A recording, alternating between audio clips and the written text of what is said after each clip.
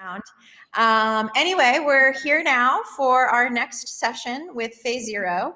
And Phazero is located here in LA, and I came across their practice via the UCLA program here, which they were doing open studios, and I stopped and got sucked into this simulation that Phase was presenting in the studio and kind of walking people through. So we're going to bring Phase on, but first I want to just read the introduction. Phazero is a multidisciplinary game designer and researcher specialized in player experience and narrative design. Their personal work explores emotional experiences, marginalized identities, digital consciousness, and video games as art practice. Their featured project, Game Design the Game, ? is a game about making games by making a game within the game. Phase is driven by games in their personal and professional life and has been a sole developer on a number of award-winning projects and is currently a game designer at a popular AAA game studio. They are also an active member of the game dev community and have been awarded multiple honors and scholarships for excellence in design. Phase is a proud IGDA scholar and Woman in Games ambassador, Glitch City LA member, and has been featured presenter most recently at IO Technology Festival, Indiecade, Fembit, and here at Transfer Gallery. In 2019, Phase completed their master's in game design as art practice and wrote a short book and thesis on meaningful level design, bringing together psychology with interactive spaces. So here we have Phase. Welcome. Hey. Welcome. Thanks so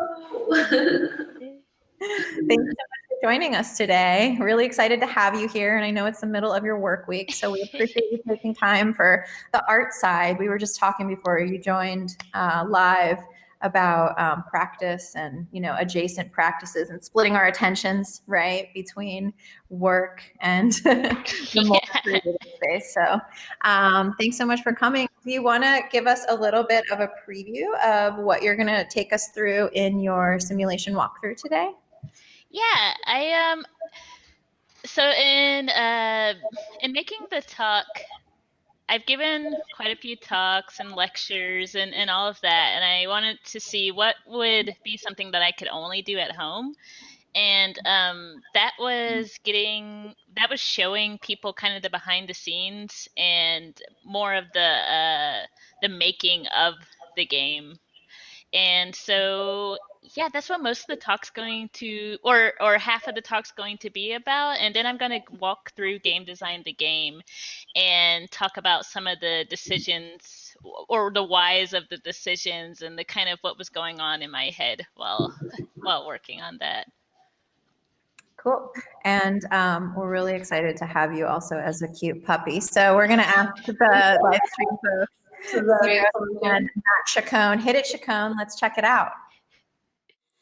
Today I'd like to give a presentation that's only possible at home, really. When I was thinking about putting this together, I was going to do something more traditional, with the slides and stuff, but then I thought it's one of the only chances I actually will get to show my work in its kind of the behind the scenes form. Usually I'm shoving together everything on a laptop and running across maybe even the country and just pray that to Microsoft that everything goes well without a hitch. So I like to use this unique opportunity to kind of show the behind the scenes footage of my work and how it all comes together. First, I like to talk a little bit about what it means to be a game and level designer. There's a lot of definitions and kind of shadowiness around what exactly is a game designer. I also like to talk about how I broke into the industry because it's something that comes up a lot, and I think people find it interesting, and a little bit of what my day-to-day in the industry is like. After that, I like to jump into Game Design the Game, which is one of my it's my thesis project from grad school. It's a game about making games from a game designer or from a game designer's point of view. So we'll go into that and do a bit of a director's cut on it, if you will. and you'll have to forgive me if I'm stumbling a little bit. I've been in a pandemic, and right outside, everything's on fire, and this is by far the scariest thing I've done all year. It's very weird talking to yourself to a imaginary crowd. So yeah, well, just get that out there. Okay, so some of my personal games are very traditional or kind of gamey, as you would say. It involves puzzles, collecting, action, and even blasting through like parasitic invaders to reclaim agency in a chaotic mental world. Others are a little more esoteric and conceptual. They can involve concepts such as simulacra, existentialism is a favorite, or exploring the early 2000s internet as an actual like space. What unites them all, I think, is a sense of play and imagination and world building to explore complexity. And through this design standpoint, a curiosity to know what is possible for me to communicate in the medium, and how can I push what the medium means and what it does best. So an area of games that I particularly specialize in and take a great interest in is level design. And I want to show and talk about a little bit of what is level design and what's a level designer. I think to anyone not in games, it may actually be like, I don't know. I have to assume that it's not really known. I know when I was exploring this space, I didn't know what a level designer was. So yeah, let me talk about that a little. Let's see, what would be a good. Just pulled this up. So a level designer is someone who connects the gameplay and story to the environment of a space. It's not only environmental storytelling, but also what does the environment itself say? Since everything is built from the ground up, kind of like an architect, you can choose like, what do mountains mean? What does a house mean? What does it mean to be underground? What does it mean to be on a plateau? And also communicate through these decisions different beats of the story in different actions that you want the player to be doing and feeling at the moment.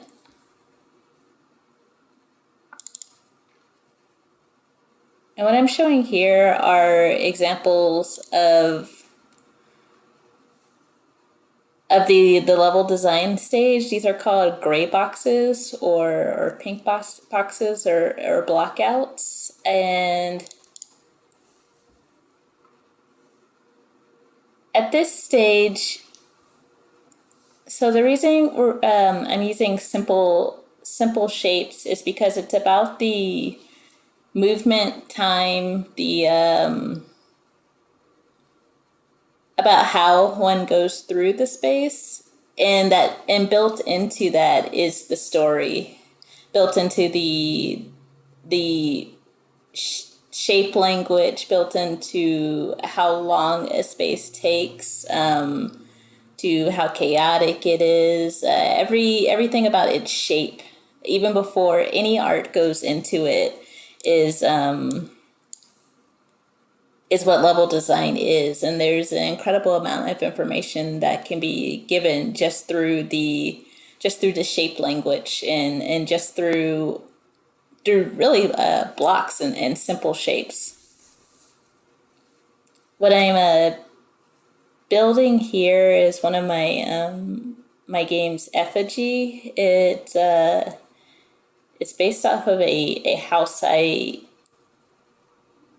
lived in as a kid, and some of the things I'm thinking about while putting this together is getting kind of the essence of the house. and using scale to communicate how it felt as a child. And there it was like a house that was that was scary to me, that I was not comfortable in. So when moving through the space and how I build the space, I'll make it a bit larger, a bit more chaotic, but still keep the essence of the house in it, so that I could communicate that to the player without saying it, without dialogue.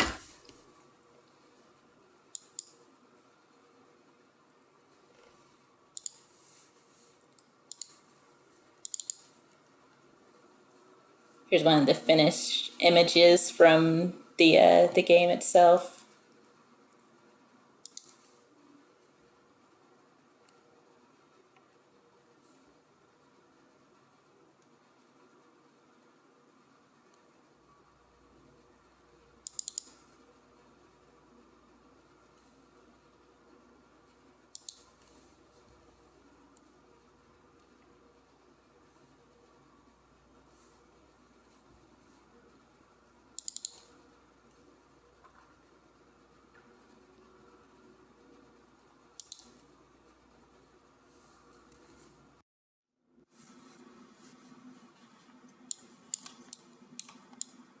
So I have game designed the game opened up here. The project file of where I would be working on it.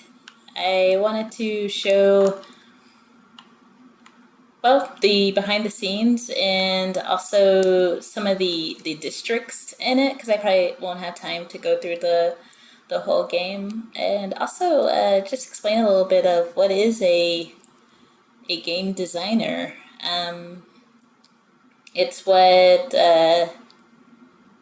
I do daily, professionally, and as an artist, and it's a little bit of an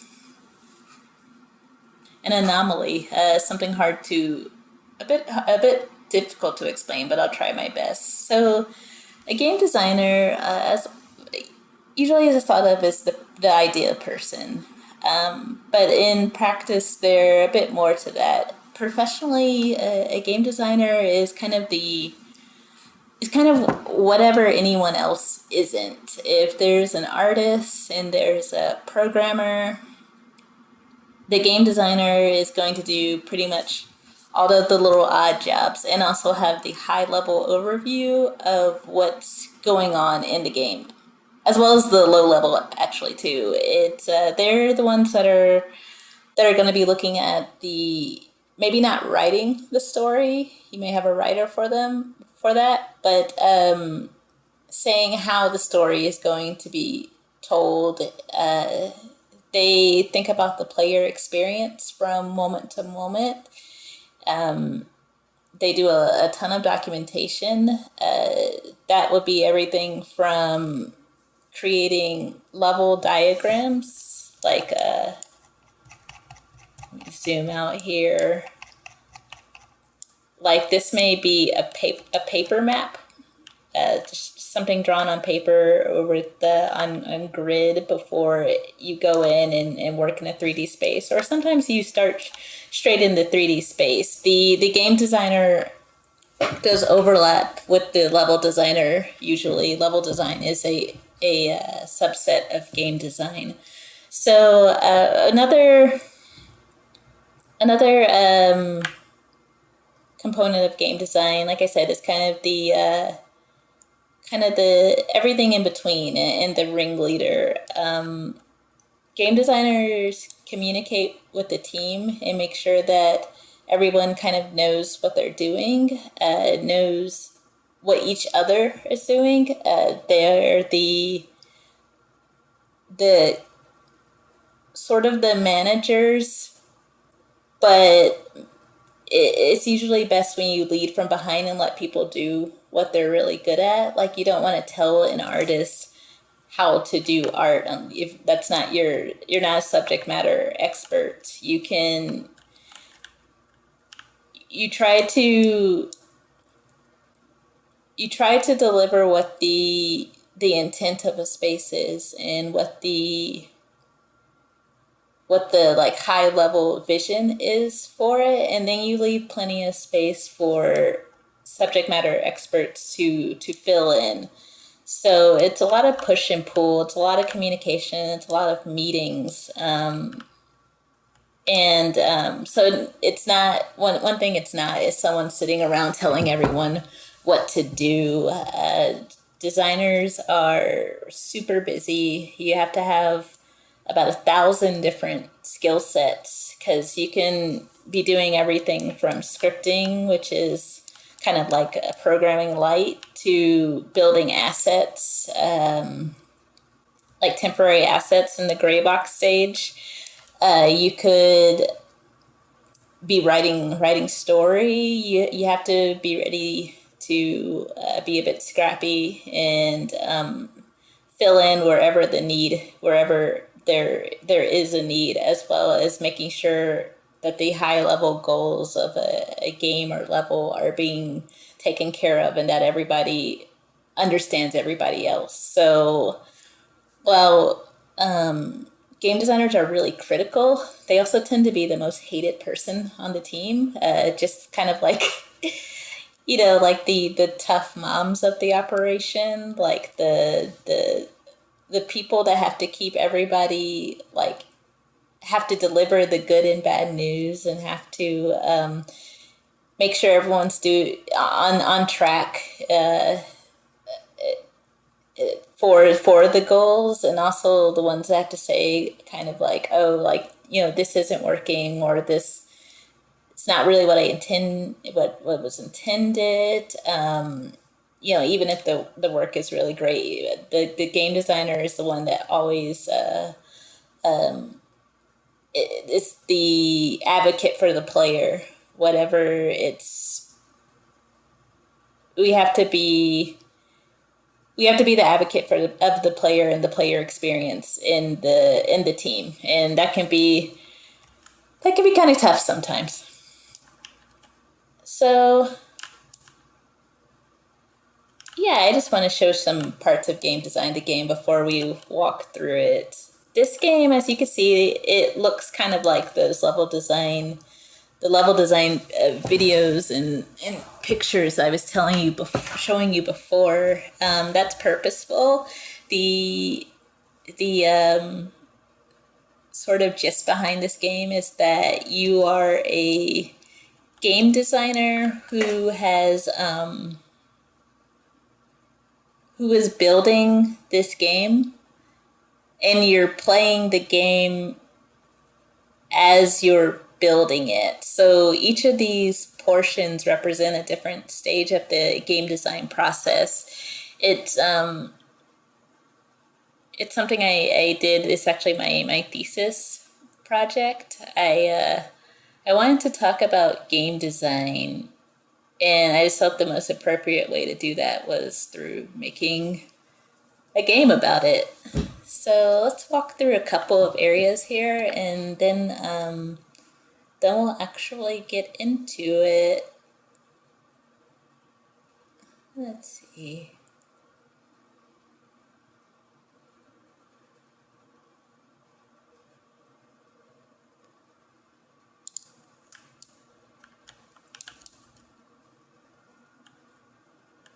So this first spot is my my in-game room.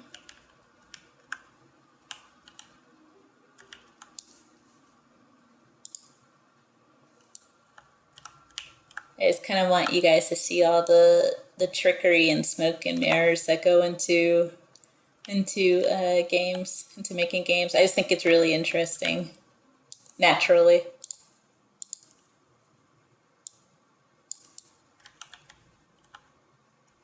This is my actual PC setup, sometimes with a third screen, and my computer Salvador.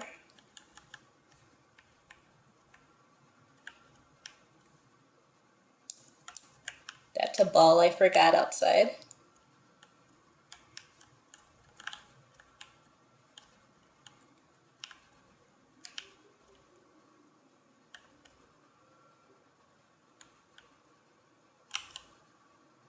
Okay, let me flip that section off.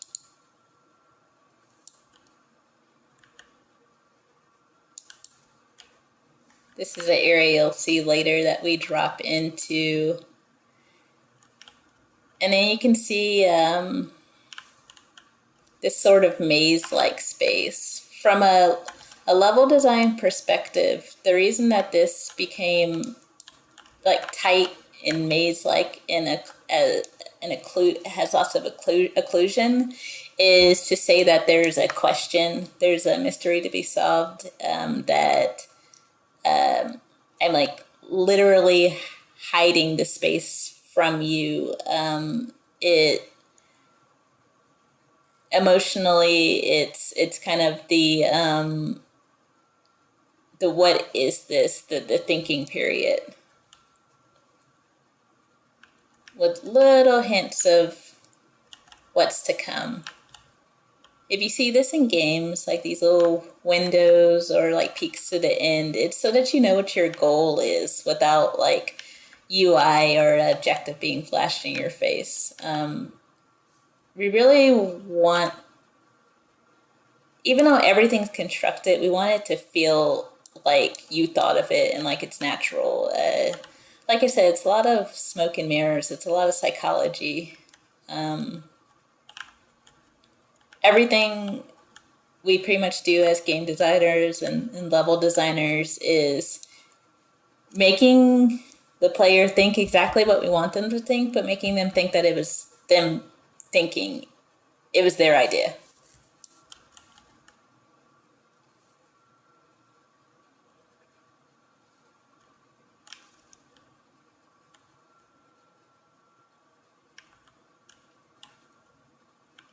This is the Radian puzzle.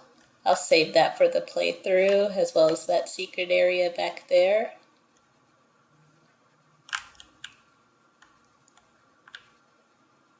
Over there is the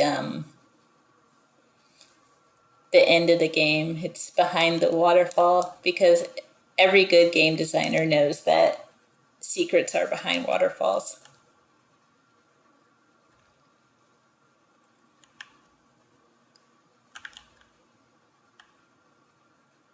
It's another maze-like area. It's the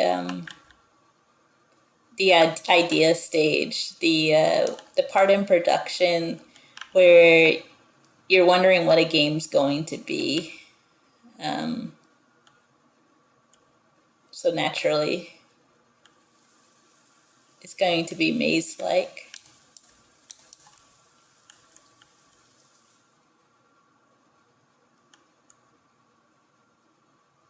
Okay, I just wanted to show a little bit of that. Yeah, let's jump into game design the game. But let's say a little bit of game design the game, and hopefully in the Q&A, I'll be able to link you to this one so you can see the rest of it. But I'll just take a little bit of a walkthrough here and get you started. So first, let's see secrets. Oh my god, clicking the mouse turns off the music. I haven't played this in forever, so I'm just remembering things as well. So this is Unreal. It's my engine of choice. It's actually where I got started with programming. You see that visual-based scripting? That's how I learned how to program. And this is dick physics. This is an amazing thing that Unreal does. I recommend it.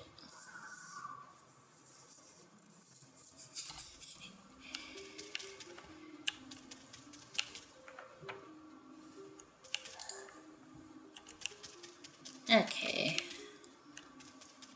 Let's check out this guy. He didn't get skinned because I ran out of time making the game. I was a busy grad student. So no, what did I do now? Oh my god, you were just watching tutorials the whole time, weren't you? I cannot confirm nor deny. The deadline is coming. Look at this place. Look at me. I'm a freaking hyper-masculine cube. Why is this a thing? You've got to finish and save us all. Get your butt down to the inspiration and find the plan so you can finish the game or we're all fudged. Fudged.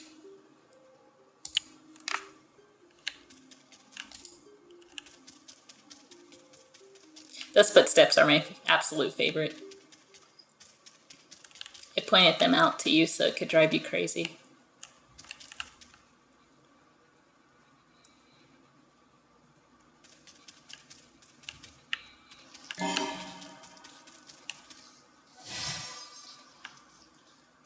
So what this is you're in front of your computer, it's an empty screen, you know you need to build a game.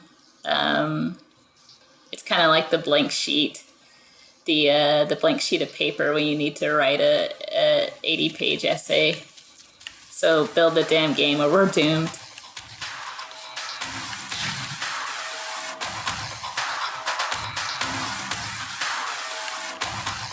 Here's that sort of, actually one moment, let me turn that down.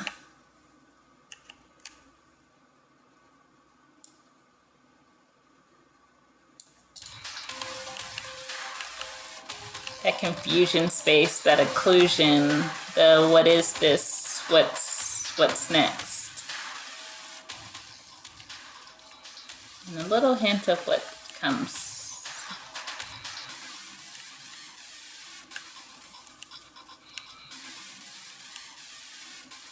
There's a lot of like gamer inside jokes, gamer TM, like that super pixelated water.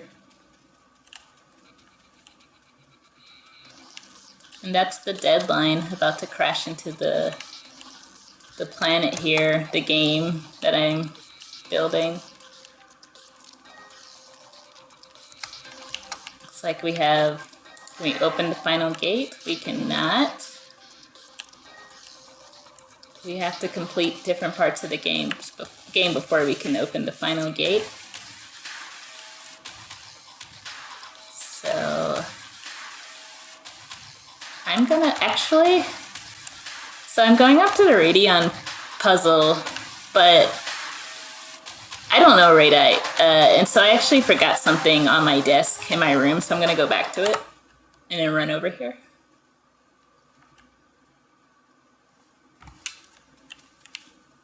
Nobody memorizes this stuff, so this is my radite chart. I'm gonna take that with me. The reason I made this so horribly inaccessible is because I hate puzzles and I hate puzzle games, and so I challenged myself to make an entire puzzle game. And this is just what I think of puzzle games, of where I had to pick up some obscure note to even solve one of my own puzzles. That's kind of where I'm at with them. So this is a love-hate letter to puzzle games, as well as game creation in general.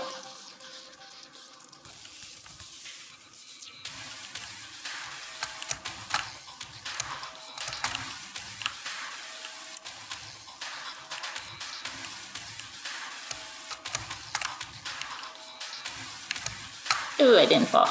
I always fall over there.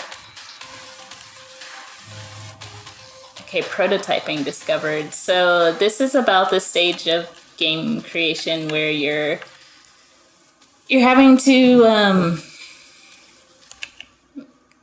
oops, what's going on over there? You're having to make to script out something to prove out your mechanics. It's called the prototyping stage. And so the reason that this is a radite puzzle is because often mechanics aren't like, you know, press the fun button. It's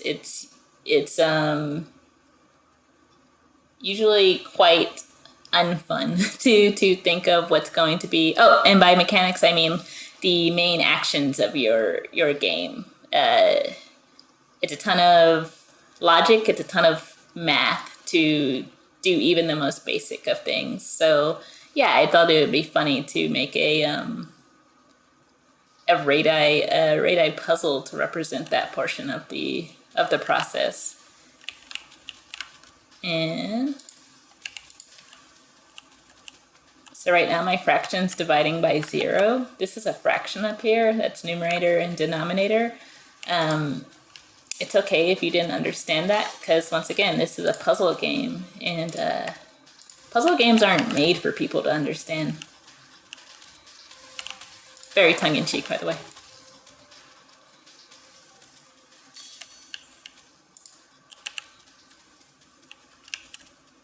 It's also an art game, and kind of tongue-in-cheek about if art's made to be understood.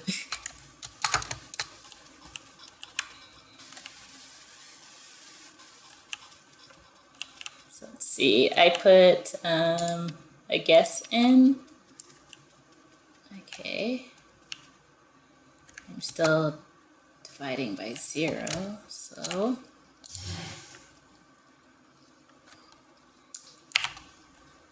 let's see here. I have to turn around and see. Okay, it's on the bottom.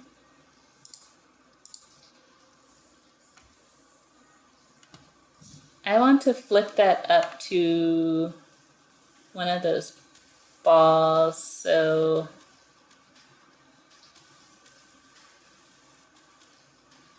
I think I'm wanting to move it by 2 pi 3. Oops, wrong button.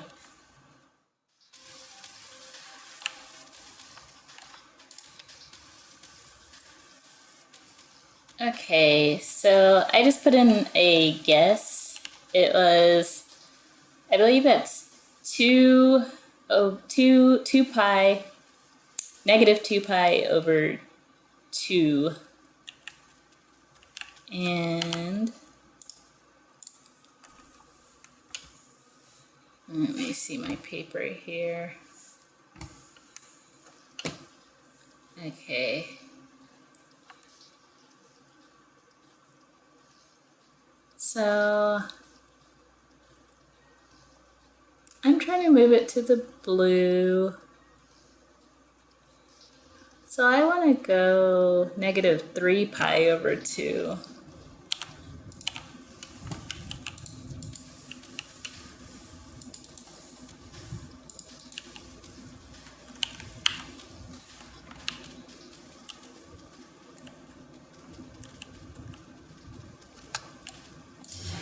That's 3, that's negative. This is 2. I think this is it.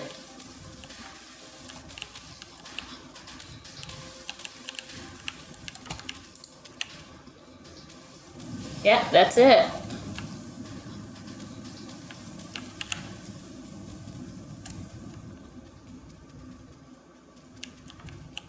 So this is my favorite spot. It's a level design shrine. This is my Wacom tablet, but I don't have what I need to activate it yet. On the walls, engraved into the walls here, are all of my drawings, or like a sample of like my drawings in making this game.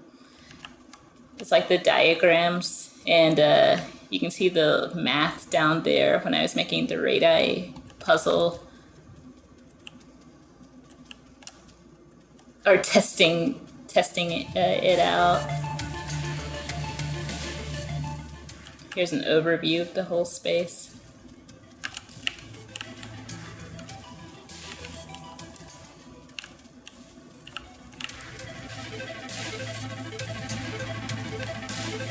You need to find ideas in the world before moving forward. I don't have enough ideas, so I can't get in there. I need more ideas. So let's go find some ideas.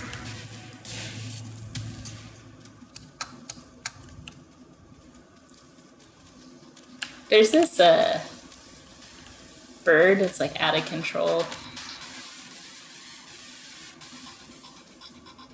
I really love stupid stuff like that.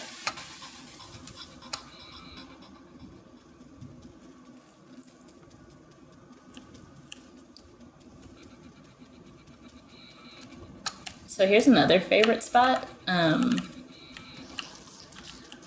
People really like breaking games, and so I just made sure to have plenty of space for them to explore. A game-breaking a-hole discovered. And absolutely nothing discovered. So yeah, that's for my favorite folks, game breakers.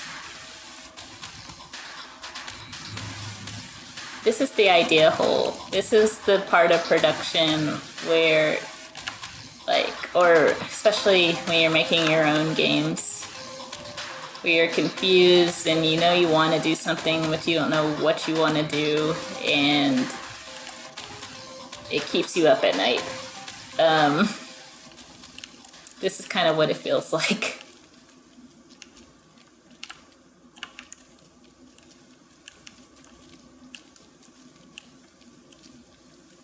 So I'm gonna get on my standing desk treadmill, and I'm gonna binge tutorials so that I can start getting some ideas together.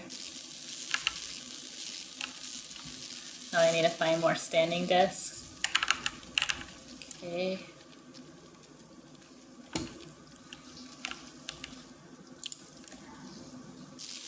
Yep. Find more.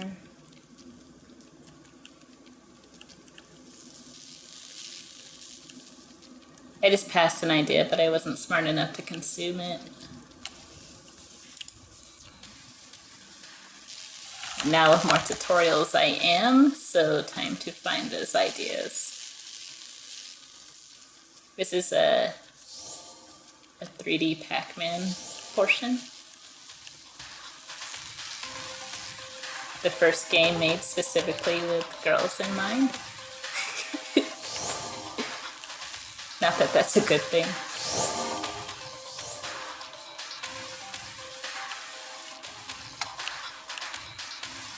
Okay, I'm consuming these ideas because that's the currency of making games in this world.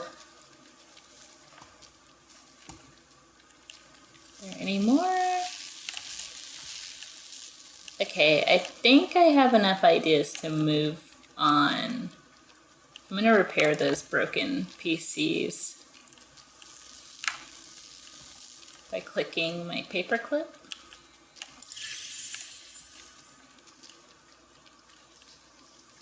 Cool. So if I want more ideas, I'll come back to that. Do I want to use my ideas? No, I'll come back around.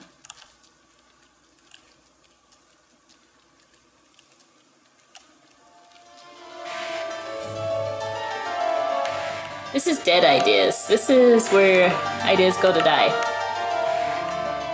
Let's see if I can talk to this guy yet. I don't have anything to bribe him with to get to my dead ideas. So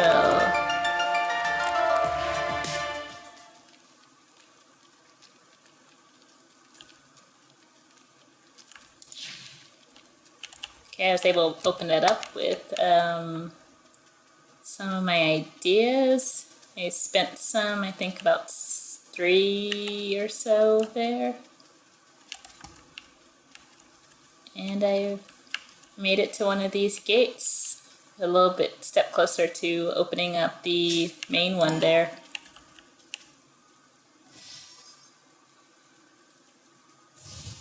Yeah. So basically I'm going around collecting ideas and completing the game little by little, like building out the game while I'm playing it, and each one kind of activates these pillars in the center, and when you collect it all, the game will be formed. Like you'll see art instead of these blocks, and and then you'll get to see, well, what happens in the ending when you successfully make a game. So yeah, I think I'm gonna leave it off there, and yeah, I hope you guys check this one out. Oh man, I completely forgot about that. That scared the hell out of me, actually. That's one of my ideas, running away.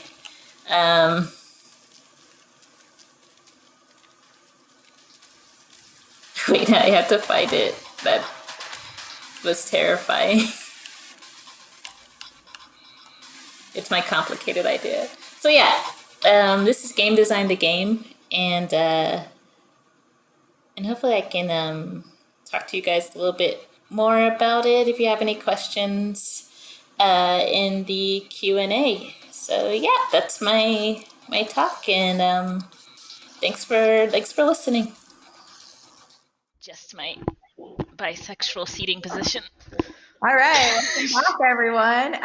We're here with Phase and Zyba, and we were all kind of just like laughing about that anxiety of feeling ideas run away from us, and like, oh, there it was, and then like chasing after it. Come back. Thanks so much for the tour of Game Design the Game, and it's so special to like zoom out and get that view where you're actually working on the game in that role. Where should we begin? There's so much stuff that I want to talk about here.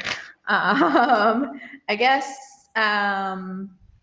one of the things that I'm really curious about chatting with you is this sense of play and exploring complexity. And this is a carryover from yesterday. Amelia Winger-Bearskin was talking also about play and how it's so accessible to so many different types of people because it's sort of this innate human curiosity and playfulness. So I'm curious if you could talk a little bit more about the sense of play and how you use that to explore complexity. Yeah, I think I'm kind of going back to almost like play from childhood. Like all childhood play isn't exactly like fun and games exactly. It's a way of acting out safely things you'll encounter as an adult, and also acting out problems in a safe space. And that's kind of the basis of where I'm coming from in Game Design the Game's a playful kind of comedic game. A lot of my games are not, but they still are like playful at their core. They're a safe space. I don't have jump scares. They're for analytical space, and they a part of play is being able to, once you enter the safe space, or cross the magic circle, able to say, this is where I am now, and I'm ready to learn, and I'm ready to like grow. And it's something that happens more quickly than almost any other space. Just like when you dress up, or in costume, or whenever you do that sort of role playing, you inhabit the character and are ready to receive information and learn through it. So yeah, I use play in that way as a safe area to explore sometimes really complex topics. Mm-hmm. I think it's interesting, like contrasting artifacts too, which is the game that I've shown the most so far. We're hoping to do a show of Game Design the Game maybe in the future, but hasn't been shown in my context yet. But I think about a moment we could consider playful in that piece, like where you're sort of petting the dog to regain your health as sort of like this kind of like very calming human moment, right? So yeah, I see how play can operate differently in different contexts though. And I think it was really interesting for me because I have not yet worked in a game design environment. I'm kind of thinking about moving my professional career in that direction, but understanding more about what a game designer does and that idea of like connecting the gameplay and the story to the environment or the place. And so one of the ways that that comes out so clearly in this talk is when you're talking about the maze, right? And how it is a space about occlusion, and you just know from the architecture that there's like a question or a mystery there. What is this? So I'm hoping you can talk a little bit more about how you think about emotion in sort of level design and game design, and how that comes into your work. Yeah, this is an area where it was actually much more helpful for me, like as a student when I was in grad school and I was in undergrad, um, to go full in on game design practices like on the industry level. This is something they've been thinking about since pretty much since 3D games were created, and there's a like a depth of information to use there. So with spaces aren't only like a place to go in and do whatever the mechanics are for. They're not just for like jumping and running and that sort of thing. They're communication. They're a part of the story because the spaces are built from the ground up. uh, where they happen is usually done alongside the story in a way that can't really happen in any other medium. Kind of in cinema, but not really, or at least I haven't seen much of it. So what that means is if most gameplay spaces begin with a prospect space. Prospect space is open. There's things to discover. There's also danger. There's questions. You can see uh, you can see wide open and also get a feel for where there is complete safety, but also less questions and less opportunity. These are like vistas, open forest, plains areas, even warehouses are prospect spaces. And so there's lots of kind of environments to think of that like not just prospect space. There's like so many of these kind of categories, and then so learning and making my own dictionary for what spaces mean, and then incorporating that into the game design helps strengthen my communication. Like with artifacts, I wanted to talk about, for example, in Artifacts 2, when it opens up, I wanted to talk about the time kind of as it happens around 24, 25, I think, for most people. And it's when you realize you're kind of a little shit, like, and you start thinking about, like, how did I get here? And what were the factors that happened? Hopefully, you do this through therapy. And so I made it into a desert, like a Oh, place wow. where it's wide open. It's a prospect space, but it feels kind of dangerous, and you don't know what you're looking for yet, but you know you need to find it because it's a desert. You can't hang out in a desert, you will die. Like, so there's this feeling of you need to move, you need to get through this. You don't know what you're looking for. There's a lot of open space. Um, but it's critical to your growth to find what it is. So yeah, that's an example of how I think about spaces or how I use environments to communicate um, more complex messaging. Yeah, I love that. And I know that piece in the beginning of Artifacts where you're sort of in that expansive landscape and these questions or thoughts or doubts are kind of coming at you in this very visceral way. I want to ask this question from the audience because I think you'll appreciate it. Ryan says, thank you for the talk. I was wondering if you had thoughts on how and why level design has shifted from creating spaces that were obviously mazes designed for the player to solve versus these more fluid spaces that seem more intuitive but are playing on gamer psychology and guiding player perception, like you mentioned. Yeah, it's the importance of narrative player experience and designers not being jerks anymore. At first it was you versus the genius white male designer. And now it's not about the designer like trying to beat you over the head. It's about delivering a player experience. Games are expensive. They're happening there's something you play on the weekend that or they're likened to cinema. They're supposed to be entertainment experiences, and they're expensive for both sides. They're expensive to create. They're probably, I mean, they're in millions. Like it can be 20, 300 million, and they're also expensive to buy. So having these designers that are being combative to player experience, something that happens, one of the things that happens is no one finishes the game. So you just spent 300 million or whatever, or let's just say be conservative and say 5 million. Nothing's 5 million. That's super conservative. And then 90% of your audience didn't finish the game. Like, what a waste of money.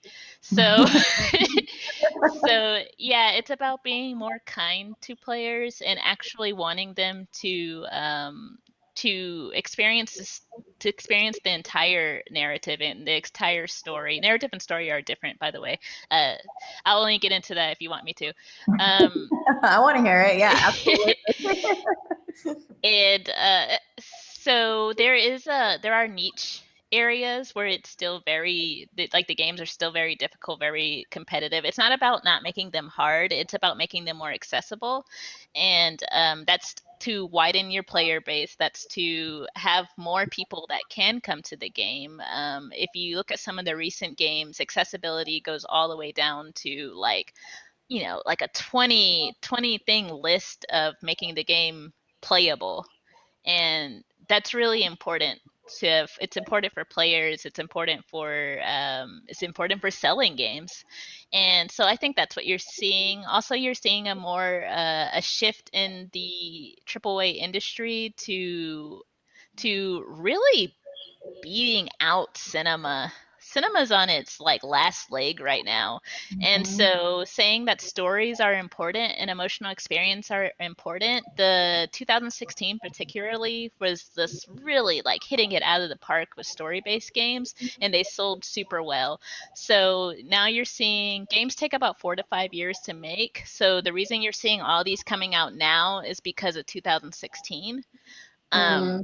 And yeah, it's a ripple effect of like, oh, people really want emotional experience, and they don't all just want to have like kind of a dingy, like hard to get through game that's about nothing. And so yeah, that's what's happening. This more player experience, emotion, story, narrative is taking a front seat, and cinematic experiences. That makes sense. I want to shift the conversation to talk a little bit about the art world and the context in which you studied and the context in which also you have a studio practice, right? Which sits adjacent to your professional practice. And we were talking about puzzle games, and you made a comment in the tour about is art made to be understood? And so I'm hoping you can unpack how you come at this intersection a little bit, and then maybe we can get into a discussion about audience also for game design the game as a segue after that. Yeah. Yeah, how I come at it, I'm always suspicious. I'm suspicious of everything I do, and all the like satellite things of it. So pretty much all of my work and decisions are kind of tongue in cheek. They're not. It's like when you do something and you're serious about it, but then you also question it. And that's going for both art and games. And for example, I say this a lot, but just for people who haven't heard, like when I'm using Unreal Engine, this is America's Army's engine. This is an engine created to make things to kill people. Like from every single piece of that engine is made so that you can create AI in a first person perspective for like a fetish like killing people. And so, but I love it. I love not that part. I love the engine, and I use it with this in mind. And at the same time, I'm suspicious of it, and I have to do weird things to mold what I'm given with it. And so yeah, with the I guess with talking about the art, I guess art world or just kind of art itself. Do you mean? Yeah, how you think about your studio practice and how it overlaps or it diverges in some way. Oh, Yeah. okay. Yeah, with my studio practice, I think I'm using kind of the like encyclopedia of game design and games and blending that with what I've learned, like with a BFA and a master's in fine arts. And yeah, I think that criticality and suspicion is really kind of where it diverges. Like I'm not gonna Mhm. unpack like that violence in Ratchet and Clank, which is what I'm working on now. Like that would be weird. So like yeah, it's the criticality of where of what I'm creating, also of it being a play experience and what that means. Like if I'm talking about trauma, for example, what does it mean to be experiencing someone else's trauma? So there's always a self-reflectiveness in my work that would be different if I was, say, releasing an indie game. I think if I was releasing an indie game, it still wouldn't be the same as what my art practice is. Mhm. And it's the reflective nature of it, and the I like to show my work, like Mhm. in the stuff I make. Like I won't try to create perfect simulations or try to fool you into believing that this wasn't made by someone's hand. I like kind of the rough edges. I like showing, like my favorite thing to do is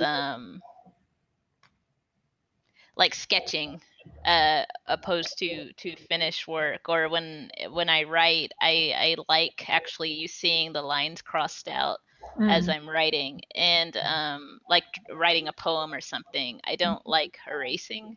Mm. And so my work, uh my personal work is layered in a way that you can see me thinking through things as I'm creating them, in a way that if I was making an indie game, and definitely when I'm making AAA, you're not going to see. Yeah.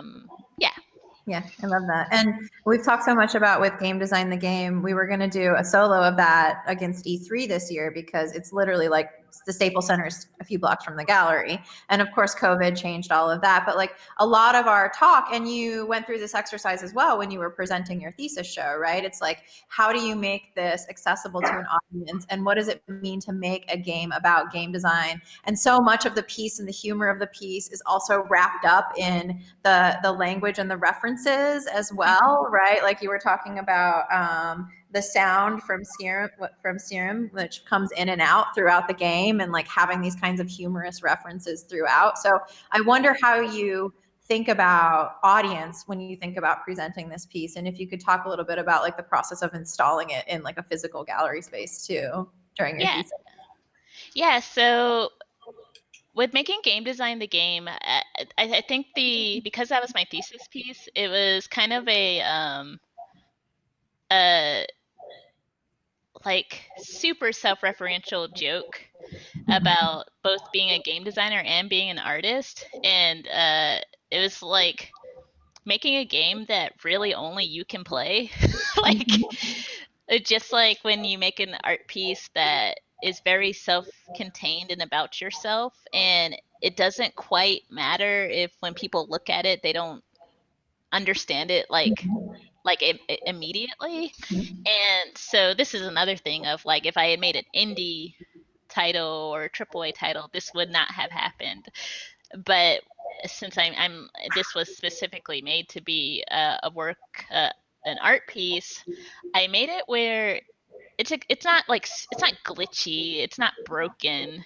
Uh, I'm yeah, you can move through it. It is possible. Everything is possible in it, and everything's self-contained in it. However, the references and jokes and there's a lot of like game dev like inside jokes in it that the only other game I've seen like this would be The Beginner's Guide by Davey Redden. And so yeah, that's what I was thinking when creating it. Like the needing the Radian sheet to solve one of the puzzles, or needing a Wacom pin to unlock like a key section of the game, and all of it being block out was just something that felt like a good it felt like it belonged in the conversation of the context it was in, which is like a group show, a group art show. And so presenting it in the gallery, I'm actually pretty careful to go pretty like minimalist, until I'm not. So I'll explain that in a second. For this one, this was all about game design. So I cleared everything else that could give you the impression that it was about something else. Like, so I presented it, on a table with a chair, a couple of lights and speakers, because everything means something. And yeah, this was really stripped down so that you would focus on the topics on the screen rather than thinking it was about something else that wasn't there. Now, saying except when I'm not, Artifacts was presented as a giant birthday party. Like Artifacts is about childhood, so, and about releasing pain, and about talking about it, and being playful and sharing. So it was a social gathering that was a child's birthday party like parody of, like, for example, there were tables where you could like talk about your deepest fears or traumas, but it was those scratch pads, like they're all black, and when you write on them there's rainbows, and that's the only way you could draw a picture of it and then tape it on the wall. And I had this like 9 foot by 8 foot this heart, and it was construction paper on everything. It was a crayon drawing of like a memory I had, that's always like memories that are like stuck in my head, like the things that kind of flash when you least want them to. And so yeah, I did like 100 of those and put them on the wall.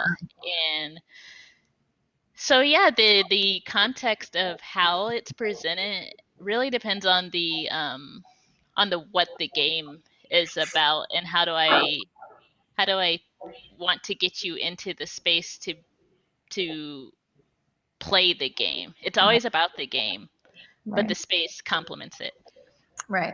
And we talked a little bit about like trying to maybe have a exhibition mode where it like plays itself in some way, for, again, that thing I mentioned in Lauren's session also, where a gallery visitor might have no gaming acuity or no knowledge, and so they're even a few steps removed from what you're trying to do conceptually. So thinking about how people approach it. I do want to ask a question that we got in the audience, and it was about advice for students wanting to pursue this kind of work. Specifically, the question is about the behavior of facilitators who guide gaming for students. What advice do you have for people pursuing game design?